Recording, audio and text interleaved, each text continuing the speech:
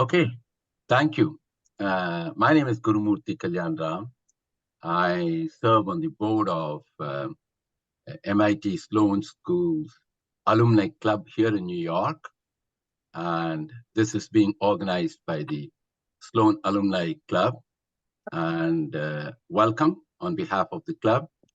I'm also on the board, serve on the board of MIT South Asian Alumni Association. And this is being sponsored, co-sponsored, organized by the South Asian Alumni Association too. I want to welcome you on behalf of the South Asian Alumni Association too. We're delighted to have all of you for the next 1 hour. And this is a conversation with Yi Saw. And Yi is the director of the Education Council at MIT. And he is part of the admissions office. And as he told me, the early action applications have already started coming in. They've started reviewing them. And today, and he is himself an alumnus of MIT. He graduated in mid-1980s and then got a degree from UPenn Wharton, MBA, and has been in the corporate life, particularly in the financial sector world, for 3 decades thereof, before he returned to MIT about 5 years back as the director of Education Council. So today he is going to make a presentation with PowerPoints and the like, and that is going to be focused on what is new in general with undergraduate program at MIT over the last 2-3 years. What are some important curricular changes, new buildings, new infrastructure, labs, and of course, what are some interesting insights in admission. So after he makes his presentation, we'll take questions as long as we have time, and he will be happy to respond to them. So that's the format. Delighted to have all of you here. Now let me turn it over to E. E, it's yours. Thank you. Hi, everyone. Thank you for taking time to join us, and GK for inviting me. So, I won't say much more about myself because GK already did that. The two other highlights I want to mention is that I'm really proud. I have 2 daughters. Both are associated with MIT in some way as well. My younger daughter graduated from MIT. She's class of 2022. So in some way, I followed her after she joined MIT to come up to MIT. And right now, my older daughter is in her 2nd year PhD program at MIT right now. So I'm going to try to share my presentation here.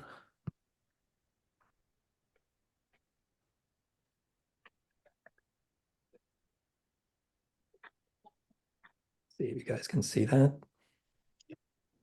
Yes. All right. So when GK first approached me about this, I usually give some sort of an update like this to the educational counselors, and that's the group that I work with. GKs and educational counselor. I recognize a few names just from the people who are logged in. I see some educational counselors in the audience as well. So really want to thank them and thank you for helping MIT, because we only use alumni volunteers to interview MIT undergrads. So I kind of tailored this a little bit today. So the focus is on MIT admissions, but then I have to talk about what's changed or what's new at MIT with respect to undergrads, because what changes for undergrads directly affects how we select students and which students will be more interested in MIT. So there'll be something about the campus itself, about the curriculum, majors that exist for undergrads, some key financial aid information, which I hope if you're affiliated with MIT or not, I would hope you all can share this, some of this story, some of the commitment that MIT is making to help students. ત્યાં a good education at MIT. but where we gonna put, I still have to decide where to put it. અને પછી Okay, sorry about that. And then finally, I will share some of the more recent admissions results and then some trends that we're seeing. Okay.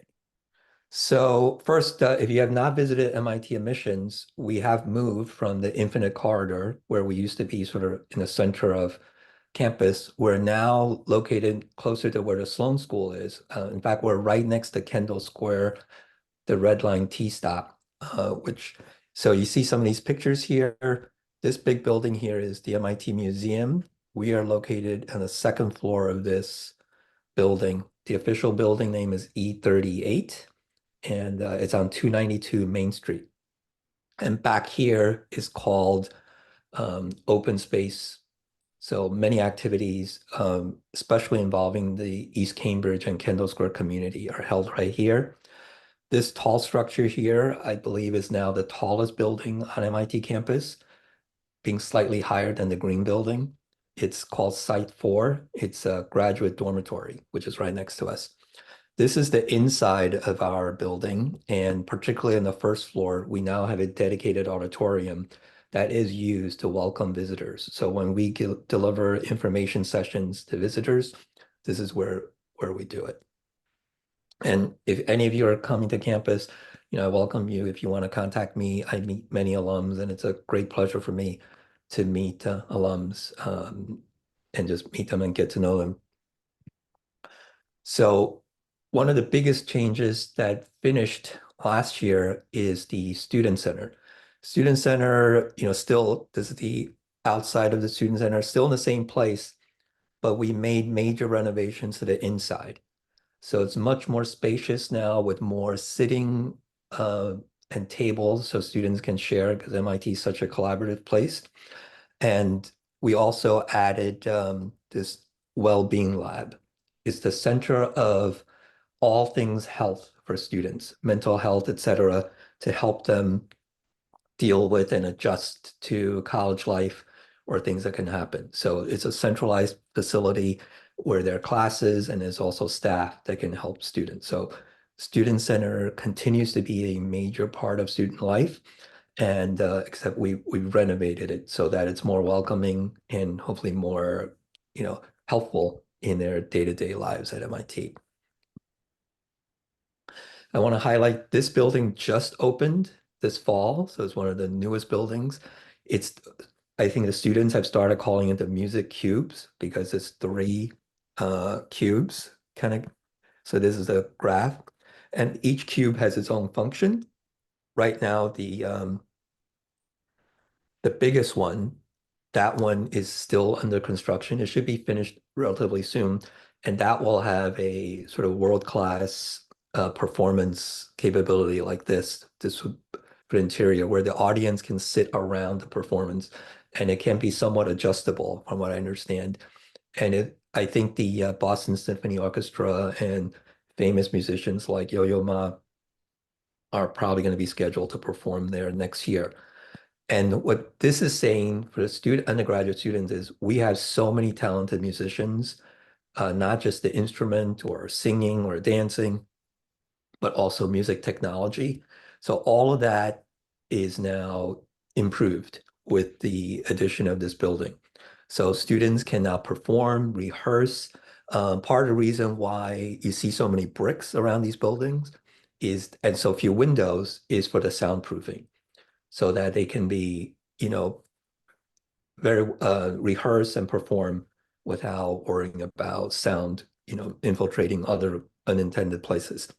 So this is just a great addition for our students who are very talented in music, and they can continue to enhance their interest in music once they get into MIT. This is another building that finished earlier this year, 2024. It's the Schwarzman College of Computing.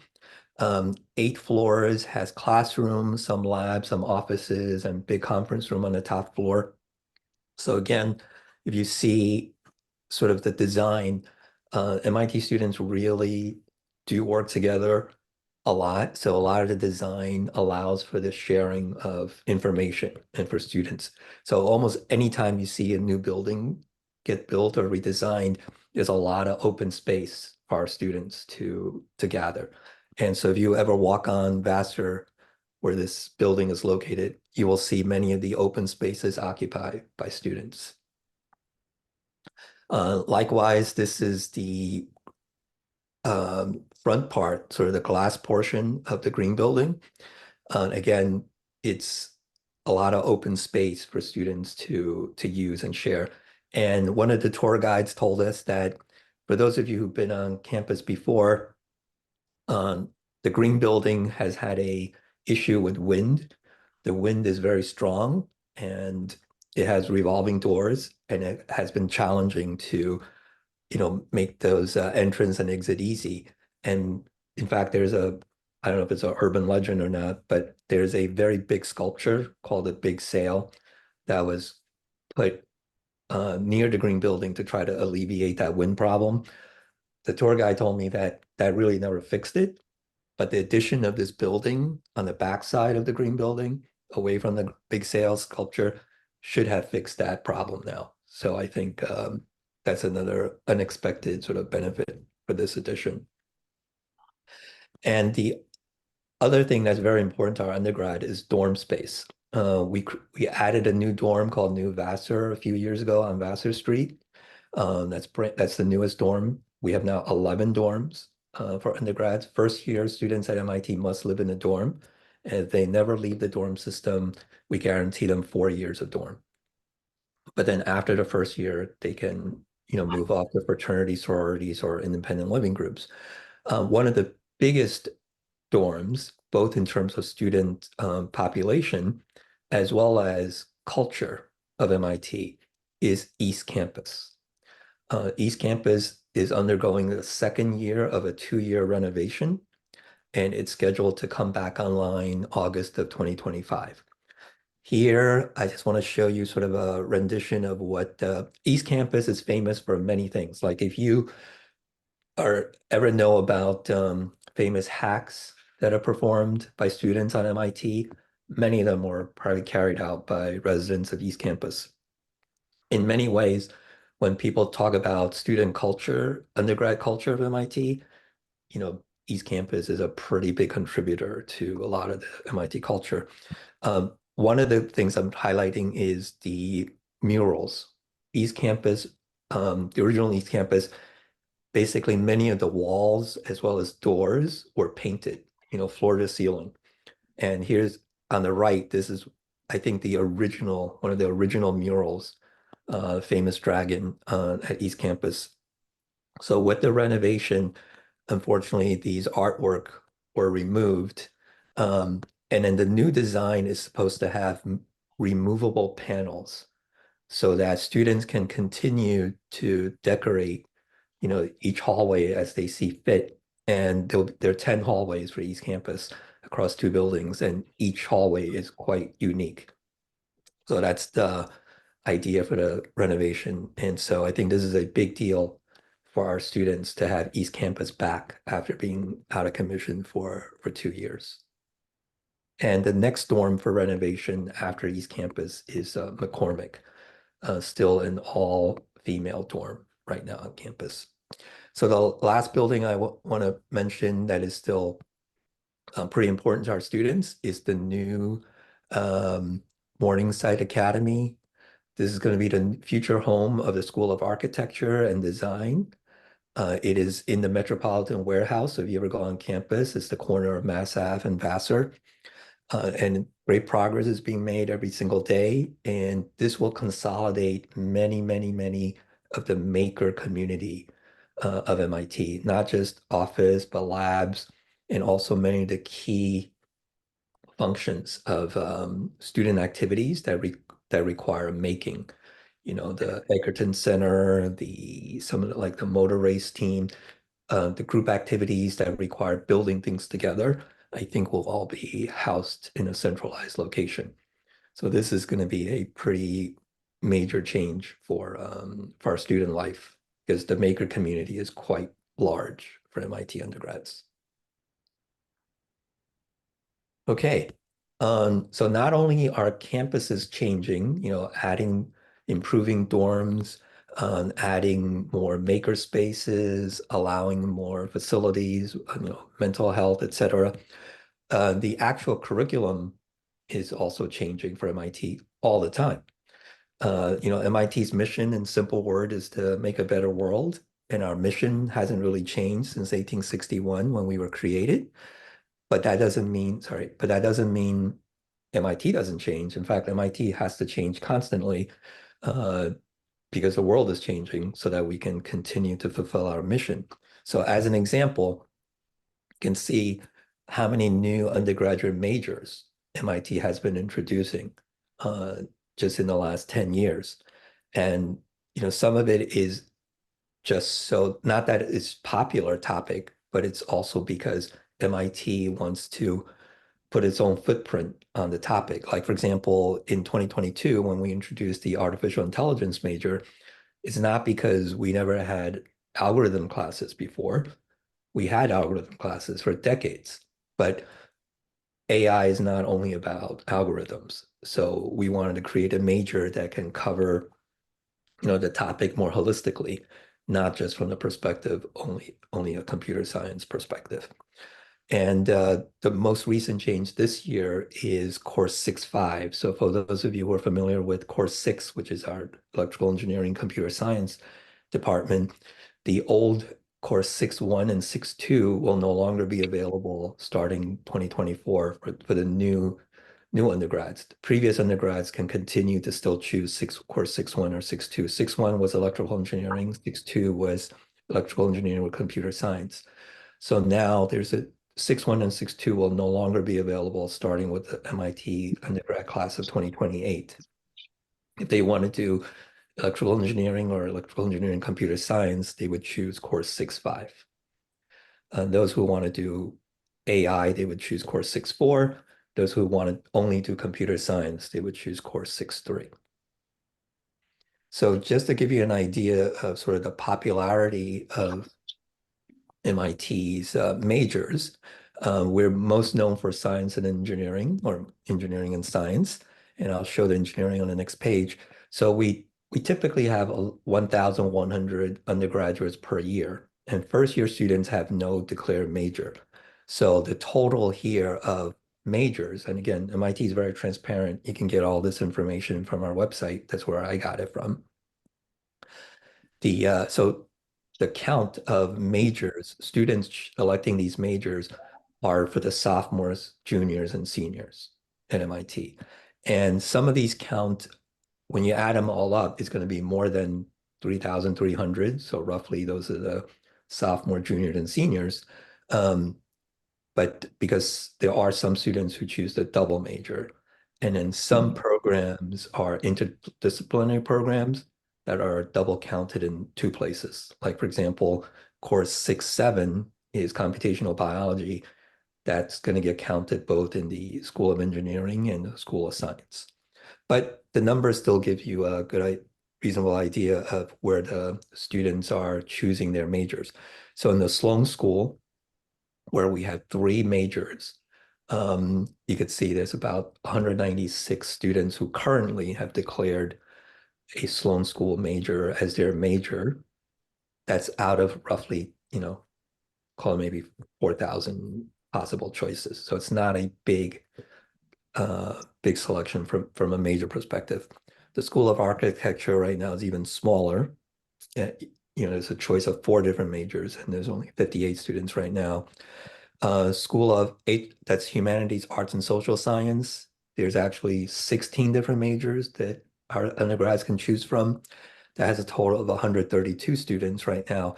Course 14, which is economics, is the most popular major within the Humanities, Arts, and Social Science program. The next most popular one is political science. That's course 17. And music is the next one. There are 9 students declaring music as their major. Within the School of Science, there's 11 choices. So that's math, physics, chemistry, biology. There's a total of 946. And course 18, math, is the most popular within the School of Science, and course 8, that's physics. That's the next most popular. And when you come to the School of Engineering, there's a choice of 28 different majors, and that takes, as expected, the bulk of our undergraduates are going to the School of Engineering. And within the electrical engineering, the EECS, that's the biggest department within the School of Engineering.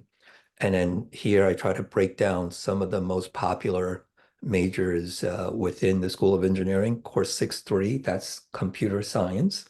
That right now is the single largest or most popular major that we have. Course 2, which is mechanical engineering, has 3 sub-choices. That's the next most with 424. And then just within the EECS department, AI is quite popular. This new major has already 338. And the old 6.2, which is EECS, that still was quite popular before. And aeronautical engineering is course 16. That's the next most popular. And then course 20 is bioengineering. That's the next most popular. So this gives you a flavor of where our students are choosing their majors at MIT. Okay. Now this one, I kind of need your help in spreading the word, spreading the good word. MIT is really sort of putting the money where it's, or well, making a big commitment in helping our students afford attending MIT. So a couple of numbers to remember as you talk to friends, families, or others, prospective students. If a family makes US dollar, if you're an international student converted to US dollars, if a family makes 75,000 US dollars a year or less gross income and has typical assets or no assets, asset is essentially for your bank account, a family would not need to contribute anything for their child to attend MIT. So if you make USD 75,000 a year or less and have typical or no essentially bank account, attending MIT is free for the family. If a family makes US dollar 140,000 a year gross income or less, again with typical assets or no assets, that family does not have to pay tuition to attend MIT.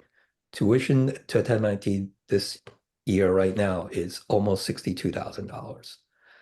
And these are not figures that are just thrown around to be nice. On this chart, I need to update it. 38% of our undergrads right now pay no tuition. So they are taking advantage of the financial aid that we give.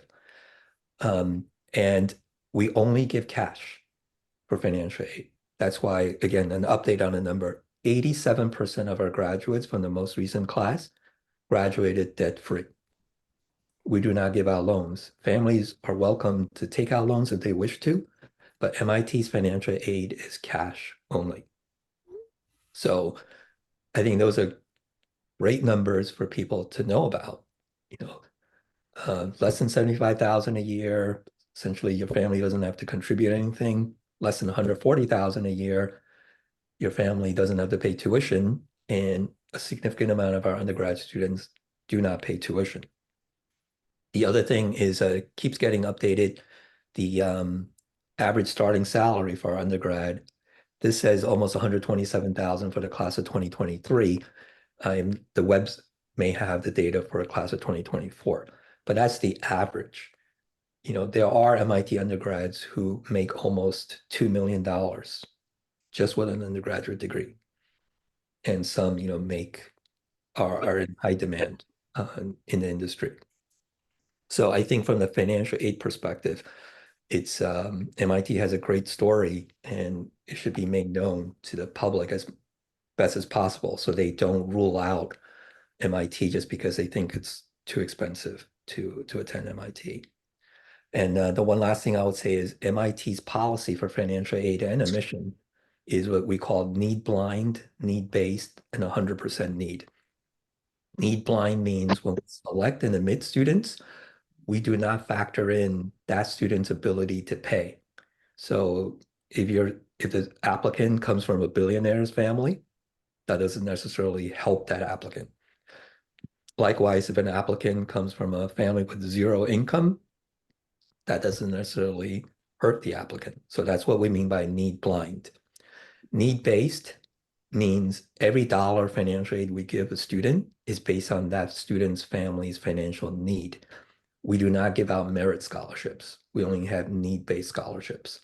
And how much money do we give a student's family? We give 100% of what that family's needs. So whatever the financial aid office and the family finally agrees to, how much needs to be contributed by the family and how much is needed by the family, well, 100% of that I'm need Amy. would be given by MIT's financial aid office to that family. Okay. I also want to mention briefly, many of you know Stu. He's the Dean of Admissions and Student Financial Aid at MIT. He's been in that role for a very long time. So that hasn't changed. David Ducour Jackson, he has been the Director of Admissions for the past several years.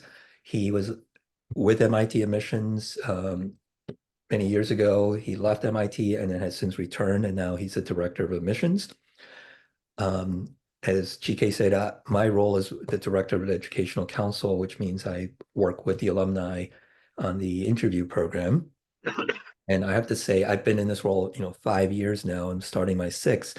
I think we're pretty blessed that we have a very experienced staff with a relatively low turnover. The admissions offices at many colleges is a high turnover of people leaving, and when they leave, the knowledge goes with them.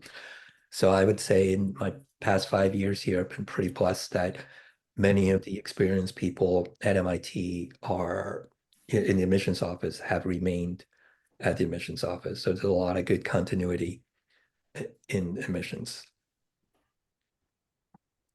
Okay, so now we're going to jump to sort of a little bit of snapshot of trends from the admissions perspective. I have. So I think, okay, so starting from the class of 2026, which is a couple of years ago during the COVID time, this particular year, I think, was our record in terms of the most number of applicants, which is almost 34,000. Unlike some other colleges, MIT, we don't really try to, greatly increase the number of applicants, just for the pure sake of having more applicants, and which can drive down the admissions rate. We really want sort of like the intelligent or the consumer who's done their research. So we want students who already have done research about MIT, know it's a good fit for them and why they want to go to MIT. So that's what we're looking for. And if we do any recruitment, we're trying to recruit students whom we think can do well at MIT, but have not either found MIT or don't think MIT is within their reach, either financially or academically. So we do have some recruitment, but when we do recruitment, it's targeting the students who have traditionally not applied to MIT, but whom we think are qualified. So this particular year was a COVID year, a record number of applicants, and it was also our lowest admission rate year. And then if you go to the following year, this MIT class of 2027, we had a fairly big drop in applicants from the previous. So this is coming out of COVID now, where part of the reason might be we reinstated the SAT or ACT. And so whereas the previous year, we allowed students not to submit SAT or ACT scores. So even though the admission rate went up from roughly 4% to 4.7%, I want you to notice that we actually admitted fewer students than even the previous year.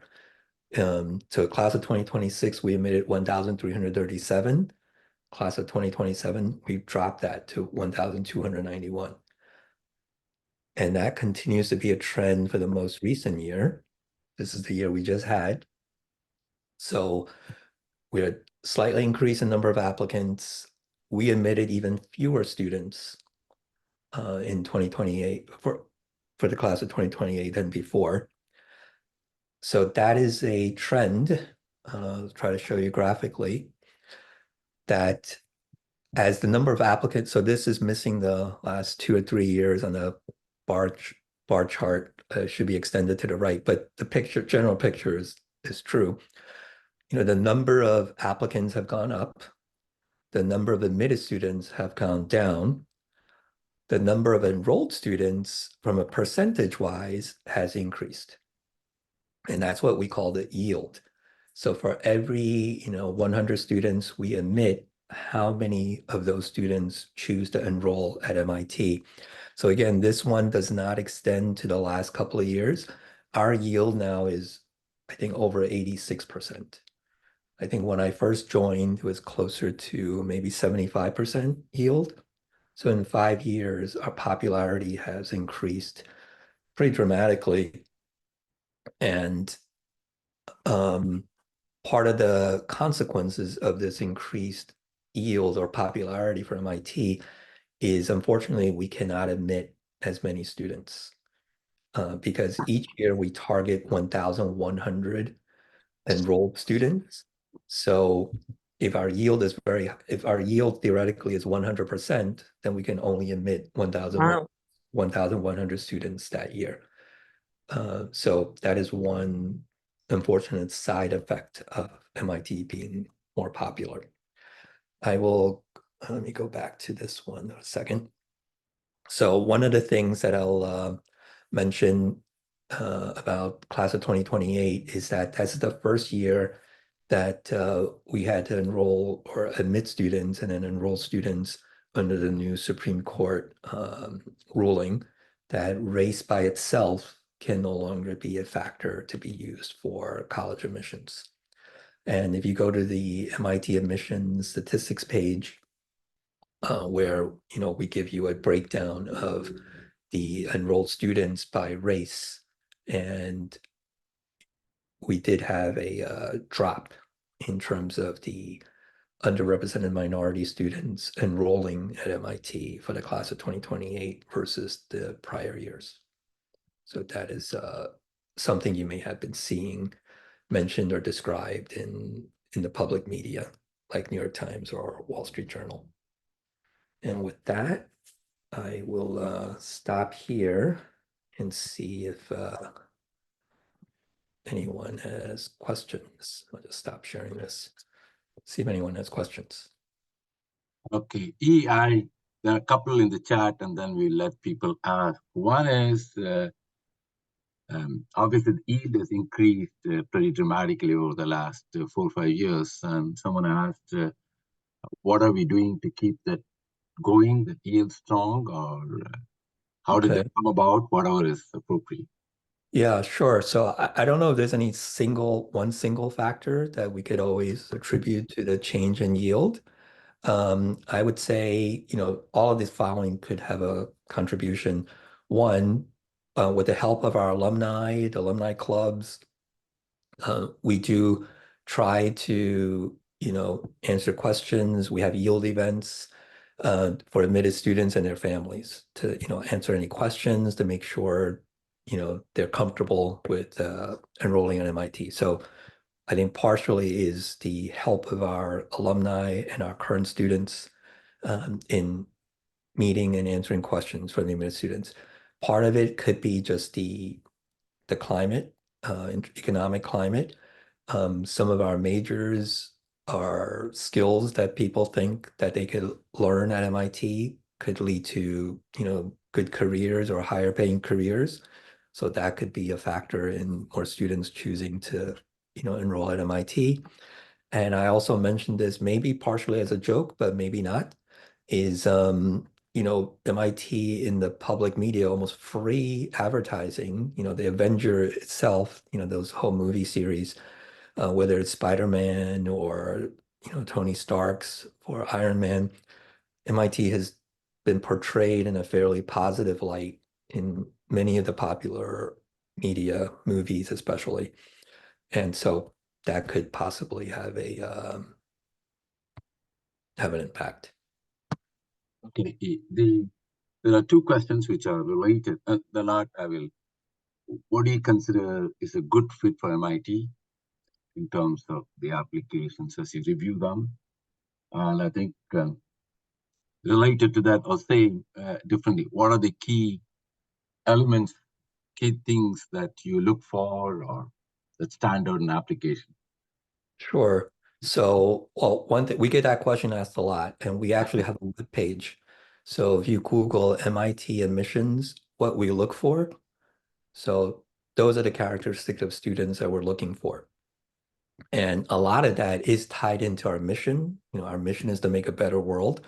And so we're hoping and training our students, encouraging them to try to tackle challenging problems, difficult problems that faces the world. So if you want students to be able to solve or take on those problems, you need certain traits and skill sets that that can achieve that. So like collaborativeness, taking initiative, willing to take risks. So those are things you're going to find on what we look for. So if you like doing those things, that's a good sign that you are probably a good fit for MIT. And beyond that, I would say many of our students are very interested in certain things, almost to the degree of being passionate about something. And they really just follow through because they do it because they love it or they want to learn to do it rather than they're doing it for some other purpose, like we're doing this just to apply to college or we're doing this, just for some other reason. And I think that shows through when they really start to, they get on campus, they either continue something that they were very interested in or good at, and then they contribute to the MIT community by teaching other students or getting other students interested in those activities. So there's a very high level general description, but I would say that's a quick way to start. Okay. So there's a comment, and I don't know the name of the person. I can saying that I'm just repeating the comment observation that these kinds of statistics, average starting salary and all that, while they would be impressive, but this person at least feels that those statistics sometimes may create a different set of pressures and dynamics which may be corrosive somewhat. I just want to bring that to your attention. And here, a couple of questions about the number of applications, admissions. One is, after the SCOTUS decision, how has the representation of the minorities changed composition, underrepresented minorities? That is one. You can take.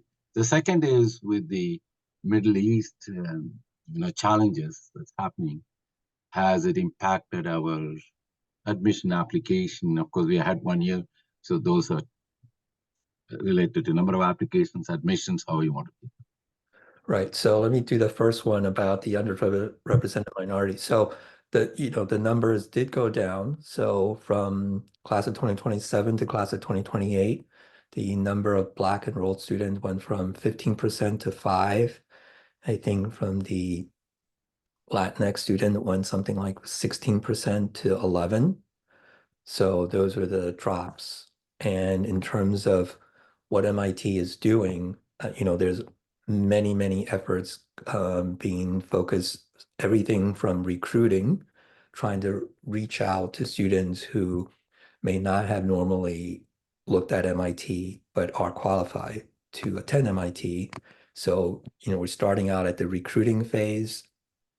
We're working on the financial aid phase. MIT has, increased a lot of more financial aid to try to make MIT affordable to students. So that's another front. And in terms of, how we view students, so there's many, many different efforts. There's not just one effort, because there's an important factor for MIT, the entire institute, and certainly for admissions office. So there's many fronts. And then where everyone in this call can help is also, but it's a longer term help, is to try to improve K through 12 STEM education in MIT. So many people say, they look at the demographics of the United States and say, well, your enrolled student population does not match the demographic of, say, the United States. But to attend MIT, to enroll and to graduate at MIT is not easy. The lowest, sort of the easiest, if you will, math class that we offer at MIT is single variable calculus. We don't have any lower level math classes at MIT versus some other, maybe some of our Ivy League counterparts where you could learn algebra 2. You could take algebra 2 at those other institutions. So you could see right there the dramatic difference. So the eligible, if you will, applicant pool for MIT, that demographic may not match at all with the general US democratic population. So a general improvement of K through 12 STEM education would be very important for society, and let alone MIT.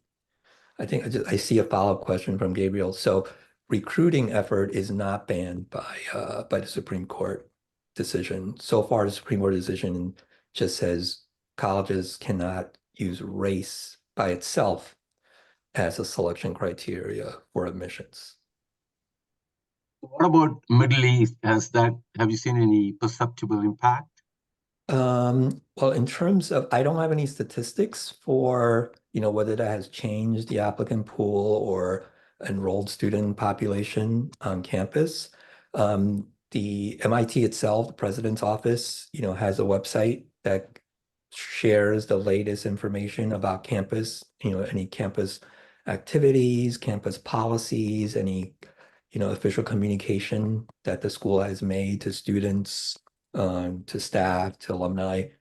So that is the best place to find the latest information about that topic.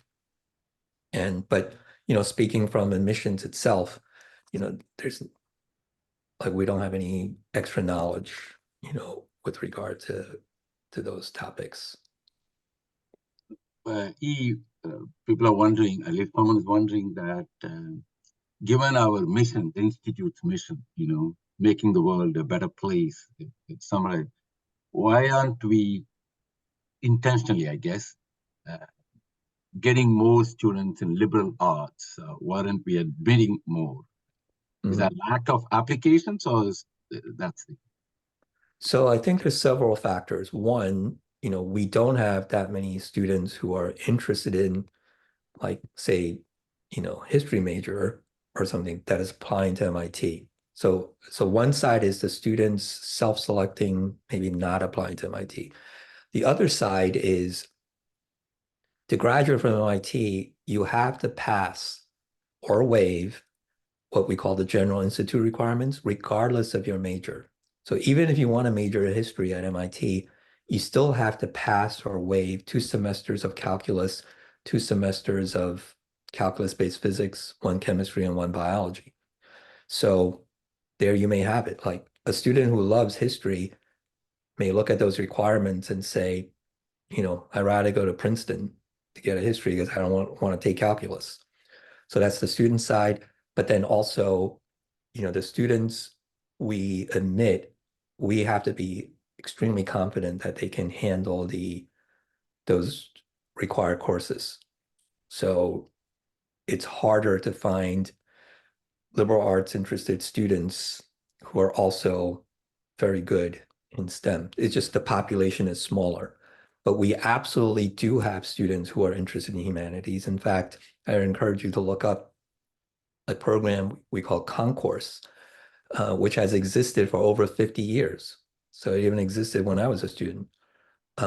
This is a group of first-year students who love humanities. So you can apply to MIT Concourse program after you enroll at MIT, and they will typically admit about 50 first-year students. And those 50 first-year students will take classes together. They will have special seminars. It's a great bonding community. And the commonality of those students is that they love, what do you call them? They love humanities.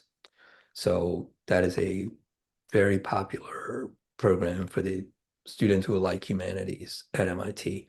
And I definitely encourage anyone who has candidates or friends or families, kids who like humanities, that they should look into that if they enroll at MIT. This is, you probably face this often, education counselors, often they make strong recommendations about someone they think is really very good, exceptionally good. And they don't make the cut, that there's several of those I've experienced. And then, but then you see, maybe in the same pool that they know, what this person calls unorthodox, admissions. You would have expected that candidate to get knowing as much as you do. How does that happen? Can you elaborate? Okay, so I think there's a couple of ways to address that. One, if you're an educational counselor, volunteering to interview at MIT, I say again, thank you. We really need your help and value your help. So just because our decision doesn't match your recommendation, that does not mean we didn't value your input. Ultimately, the decision about any admitted student is a decision made by committee, the entire admissions office. And we look at every piece of information, including the educational counselor's report. And so the report could very well have been an integral part of our decision-making process, even though the end result might be opposite of your recommendation. So just want to make sure that point gets across. The second thing is there's no single way to get admitted to MIT. And hence there's no formula. Hence every decision is made by a committee made of humans. And in some cases, for the educational counselor, we give you on purpose very limited information. There may be some information that you don't know, you didn't see, and that causes us to make our decision the way we do. But in the end, it's really a committee decision that's made. We look at everything that we have about the applicant. And if you look at our website, like what's the admissions goal? Our website, we say our goal is to try to enroll 1,100 students or to build a team, a great team that will climb a very difficult mountain. That's the analogy that we give in our website. And as such, when you want to build such a great team to handle difficult problems, we don't want 1,100 mathematicians. We don't want 1,100 athletes. We don't want 1,100 musicians. But we do want some of each of those students. We just don't want all of them of the same type. So that's why there's no one way to get into MIT. We are looking for very, very, very, very good students across many different areas. And so that's essentially what we're trying to do. Going back to the SCOTUS decision and that the institute cannot consider race as an explicit element in admission process. I think one of them asked, I'm paraphrasing, is are there other ways you're able to look at the experiences of underrepresented minority groups? You have learned something, there are other instruments, insights? Sure. Well, absolutely. Well, the law also says that you cannot create a new factor that, completely replaces race, because that'll just be, just using a new factor. So having said that, there are definitely many race neutral factors that we have used and will continue to use, like, income, maybe geography, like rurality. So there are certain race neutral factors that definitely are allowed to be used. Also, SCOTUS, in giving their decision, they explicitly gave examples of how certain characteristics can continue to be used by admissions office that's not necessarily tied to race. For example, many colleges could say, I value leadership or I value resilience, regardless of race. So if a student were to tell you that they, whatever race they are, and then they had this experience that demonstrated leadership or resilience, for example, we can absolutely act on that. And that's because we are actually admitting the student because of their demonstrated leadership and resilience, not on race per se. So those are absolute things that we can do and continue to do. With respect to international applications, Europe, India, China, do you have, in general, when you're considering applications and admits, an implicit quota, or in terms of representation and all that? Right. So we are, if you look at our sort of our selection process or admissions process, we are very student centric. We start off as the student. And if we feel like this student, we want to admit the student, we will admit the student regardless of factors like we have no quotas by country, by state, by city, by high school. We just have no quota. So, as a student, you are not necessarily competing against your classmate because we have no quotas. If there were a quota, then you would be competing against your classmate or someone in your geography. But because we have no quotas, we essentially are looking at the student on a student by student basis. And some examples I'll give you are, like 1 year, one high school, we could admit 10 students, which is very, very high for high school. But the next year could be 1 or 0. Like still the same high school. High school doesn't change that much from 1 year to another. But what does change is the applicants of each year. So, and I know from other personal example that, yeah, just to answer John's question, we did use race before as a factor because that was permitted by law. So we could not just use race anymore with the SCOTUS change. So that's one reason for the decline. Does And that's MIT, publish the average or spread of SAT, ACT score, those standardized scores? And related, those submission of those scores were optional during the couple of years COVID time. Now MIT is one of the first institutes. Now all of them are doing it to require SAT. Yeah. Why the decision that they reinstitute, and what do you think? It's been beneficial for the applicants, for the institute, all of them? What do you think? So a couple of philosophies. I know we're getting close to time. Yeah. So first of all, MIT admissions, we don't want to waste anybody's time, including our time. Whatever information we ask, we do research to find out that, yes, there's value in asking that information. And that includes the SAT and ACT. The SAT and ACT, we even during the COVID years, we were, I think, different than other schools. Other schools said it was optional. Can't remember the exact word that Stu used, but even during COVID years, we said, look, if you can take the test, take it. We want it. If you have to score, send it. It helps us. So we really never really abandoned the SAT or ACT because it does help us select students. So that's one difference from other colleges. Now, many colleges now have started reinstating the SAT or ACT. Certainly not all of them. Like the UC, system in California still doesn't require them, for example. So that's one point. And if you look at Stu's blog for why we really value the SAT, and we're only speaking for MIT itself. We're not saying all colleges need to do this. So there's, I think, a couple of big salient points that Stu mentioned.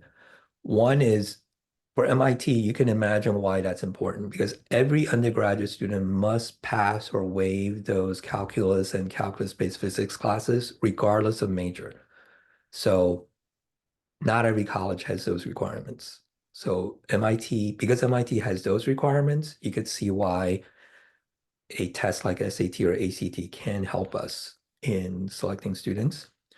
The second thing is during the COVID years where, we did allow students, especially if they had hardship, to not submit their scores.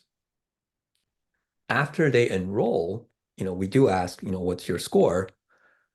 We learned that there were some students who did not report their score, but when we looked at their score, we said, that's a very good score. You should have submitted it. And many times those were the underrepresented minority students. So that also led us to decide that, hey, we should just require it so that every student with a good score will submit it without realizing, whatever the reason why they didn't submit it before. And for the schools that don't rely on SAT or ACT, but they still want to use some objective measure to select their students, and when you look at their website, what are they using as an alternative? They're using AP test scores, they're using research, they're using, extracurricular activities. In each of those cases, those activities require even more resources than studying for the SAT. Because many people complain that SAT favors the well-to-do because they can, prepare for it, which is true. But the alternatives of using AP scores or research or extracurricular activities, is even a bigger hurdle for the underrepresented students or, less privileged students to access. So that's another reason why we thought that SAT or ACT is actually one of the lower common denominators that can still allow students to take and learn. Thank you. So we are recording this session and we will share that recording with you.